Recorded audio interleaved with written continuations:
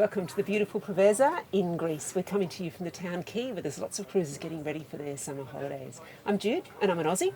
And I'm Richard and I'm a Kiwi. And we live full time on our Sun Odyssey 410 cruising in and around the Mediterranean.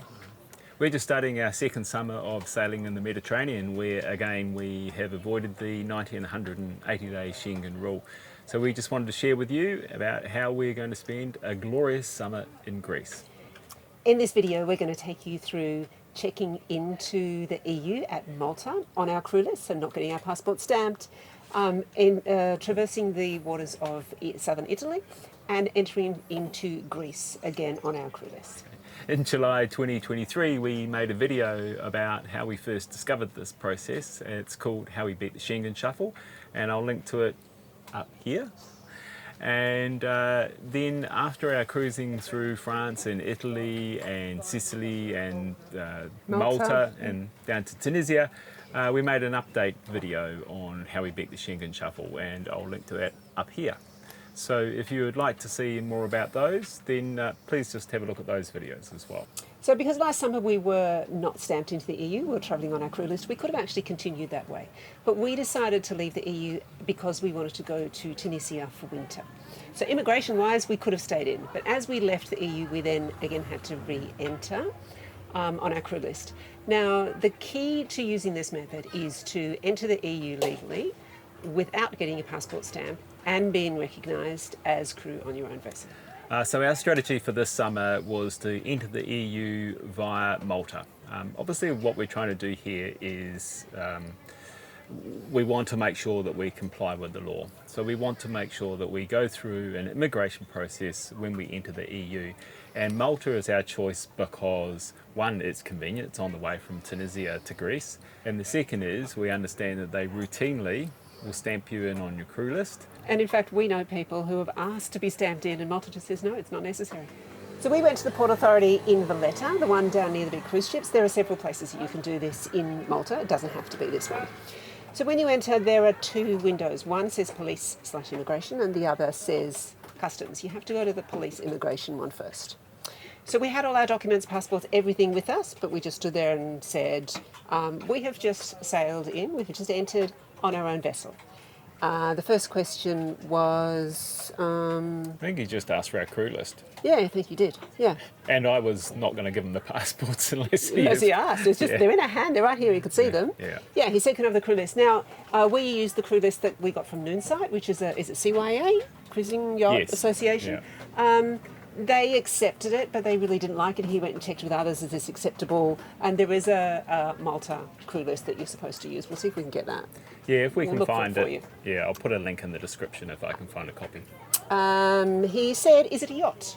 To which we answered, yes.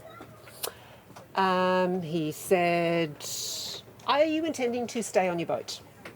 Yes. Almost like he's prompting a yes. You're staying on your boat, aren't you? You're staying on the boat. The answer was yes. What else did he ask? I think that was about it. Didn't even want to see our passport. You didn't ask for a passport? I'm ready. Yeah. You didn't want to see that? Because all the passport details are on the crew list. So, but you know, that was a bit of a surprise to us. So he stamped our crew list, handed it back, and then directed us to customs, which is the next window. We handed over all of our boat papers, so the normal boat registration, skipper's license. Do they? What do you even want that there? I don't think so. Boat registration, insurance, crew list again. Yeah. And he asked us to complete a vessel arrival form, which just had vessel details, tonnage. It's quite a complex form if you're a big boat. If you're a small boat, we couldn't fill out very much on it anyway.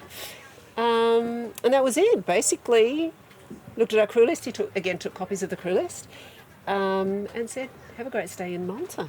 That was it, really easy. Yeah. They did say we needed to return when we left Malta, not necessarily this office. We could have checked out at any of the offices around Malta. So we stayed in Malta a month, and the day before we needed to depart, we went back and saw them, and again we went and saw the immigration first. I handed over to them the crew list that they had stamped. which was fine, but in fact what they were after was a new crew list of who will be departing on the vessel. They want the original crew list because they want to compare, and obviously if there's differences they'll want to understand what's actually happened with that person. If they've disembarked the vessel, obviously they would need to be stamped into the European Union. Luckily, we had a photocopy of it before they had stamped it, and the information for us is identical because we didn't have passengers coming in or out, so we already had that for them. So that's just good to know. Keep a copy of it before they stamp it because they want another one. And we then completed a vessel departure form. Very simple. There's not much more we can say about that. And that was all, really. Yeah. It was a very quick process. Yes. But while we had a lovely, friendly customs officer, I decided to ask a few more questions, and I asked about travelling in this method throughout Europe. And I said, as we don't have a stamp in our passport, but we have checked in at Malta and are travelling as crew on our own vessel, are we required to see immigration in other countries? Because this comes up a bit. I just want a clarification of this. And his response was, no. He said, when you enter the EU, it's like the EU is all one big country. You go through the process when you enter, and then you can freely move across the borders within the EU, so of the countries of EU. He then said, however, a country may make their own rules, and he cannot speak to what other countries decide to do. But in general, that's the accepted process. That is the process around the EU. So that was really nice to know. Yeah. I guess. Yes, because it means for us, for intents and purposes, we're not breaking the rules, we're not doing anything illegally. We've passed through immigration at the first point of entering the European Union, and so now we're legally inside the European Union through a process administered by Malta. Yeah. Although we also have to be aware that when we're entering other countries, we need to know what their rules are. Yes, and some of those rules are not immigration rules, but they're like we have here in Greece with the transit log or a constituto in Italy. We left Malta the next day and we started our journey to Greece, but rather than going one multi-day passage, maybe 3 days sailing directly to Greece, we wanted to really sort of do day hops and shorter sails. And so we first went up to Sicily, where we stayed on the Portobello, I think it is, which is in the southeast corner, and then worked our way up. We went into Syracuse, but we only anchored.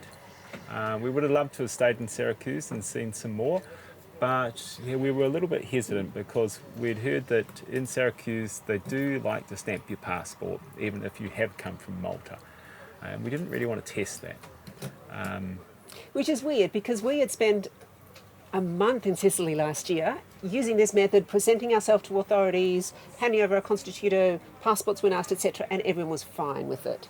Yeah. So we knew we were fine, but because we'd heard some stories, we just didn't want to risk it. This early in the season, we thought, let's just cruise, stay at anchor, not go onto land and make our way across the bottom of Italy. Yeah, we didn't want to create a problem that we would then need to try and rectify in some other way. Yes. So, in fact, some friends who are just beside us here went to Syracuse as well, but they stayed on the town quay. As soon as they put their Pazzarelle down on the town quay, the police were there to stamp their passports.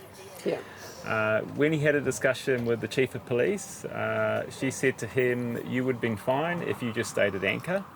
But because you came onto the town quay, they stamped you in. So not quite sure what the legalities around that are, but it's interesting that the chief of police has said if you just stayed at anchor, you would have been fine. Yeah. Anyway, we just stayed at anchor. Exactly. So we crossed over to the Italian mainland and we went under the boot. And because of the weather conditions, we left from Crotone and took an overnight passage to Preveza here in Greece. Yeah.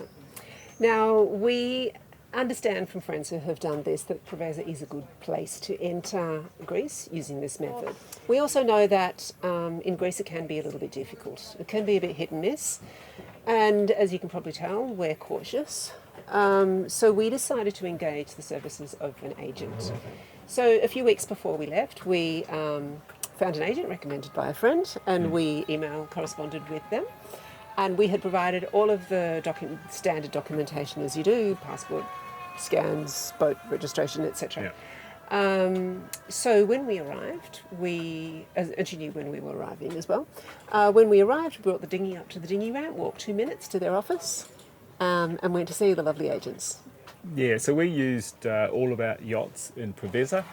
Sofia is the contact we had there, so I'll put that details in the description below as well. All we needed to do there, we had to walk over to the Port Authority with them, which was basically next door, about a 30-second walk, where we handed our passport and they witnessed us signing an authority for the agent to act on our behalf for the check-in process.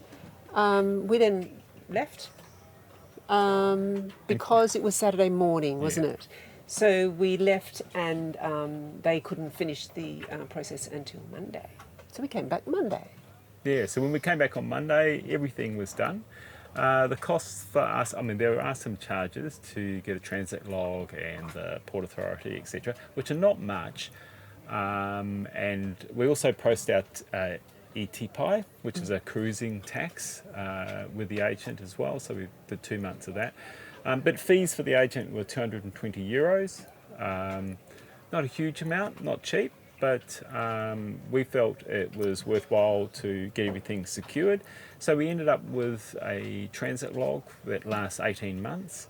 The way the Greek transit logs work is that a user of the transit log can only be registered on it for 6 months, so it's myself. And for this summer, that will be fine. Then there's a process where you can change the user over to another person. Swap back, etc. Yeah. We won't be doing that. Yeah, so we'll find out, because it may be if we come back here next summer, because I've been gone, I can come back and be a user for another 6 months. But either way, Jude could be put on as the next user. Now you probably figured out I'm a bit nosy and I'll get information where I can. So I had a little chat with the agent while we were walking and I said, now we know people who do this without an agent. They go to the Port Authority and ask to be checked in on their crew list and not have their passport stamped. Can you tell me about that? What's your opinion? And she said, maybe, sometimes. She said it really is hit and miss. She said some officers believe everyone should get a stamp in their passport and they will send you straight to immigration who will stamp your passport. Some officers are fine, understand the crew list process and allow you through like that. In fact, on the same day that we entered, we know 2 other friends who did it by themselves without an agent and they did it fine. Yeah. But anyway. And that's Preveza. And we've heard different stories about different ports. So, take that with a grain of salt. Yeah. One thing we have learnt is there is no consistency, is there? No. So it's about having a good game plan. And I suppose what we've done is executed the plan that's given us the highest probability of us achieving our objective, which was to spend a few months sailing the Greek islands this summer. Yes, we want to see more of Italy, but we will do that on the way back. Yeah. And so if there is any issue and they want to stamp us in, it's really not going to affect anything.